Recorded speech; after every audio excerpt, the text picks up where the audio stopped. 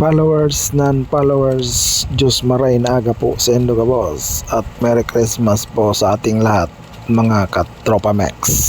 Hyundai H100 CRDI diesel engine mga tropa Max, baklasin po natin dahil ang issue po niyan overheat mga tropa.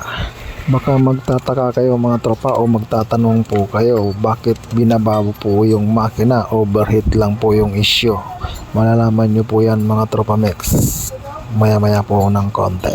Papakita po natin yan kung ano po yung dahilan kung bakit po siya nag-overheat. Ayan po mga tropa yung sanhi o dahilan ng kanyang overheat. Simpleng oil jet lamang mga tropa o shower. Ganun po kahalaga po yung oil jet na tinatawag mga tropa Max.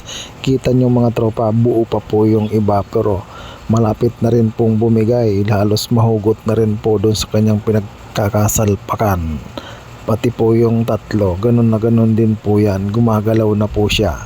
Yung isang piraso mga tropa o yung number 4, yung po nahugot yung kanyang pinaka oil jet o shower, kaya wala na pong naglubricate sa kanyang piston mga tropa o sa kanyang oil ring, kaya kumapit na po yung piston sa kanyang liner mga tropa Max.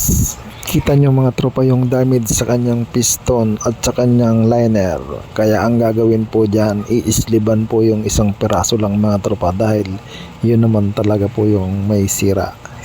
Yung tatlo mga tropa, goods pa po yan. Halos karamihan na nagagawa namin mga tropa Mix, ganun po yung issue. Laging nasisira po yung oil jet niya. Dapat po kasi sumisirit o nag-jet po yung oil dyan sa butas ng kanyang piston para malubricate po yung kanyang piston tsaka yung oil ring mga tropa Mix. Ganun po kaimportante ang oil jet na tinatawag o shower. Yan po yung kainaan ng H100. Lagi pong napuputol o bumibigay yung kanyang oil jet. Hindi man lang po kasi hininang niyang Hyundai yan. Sa bagay, kung pinatibay nila yan, wala po kaming gagawin mga tropa Max.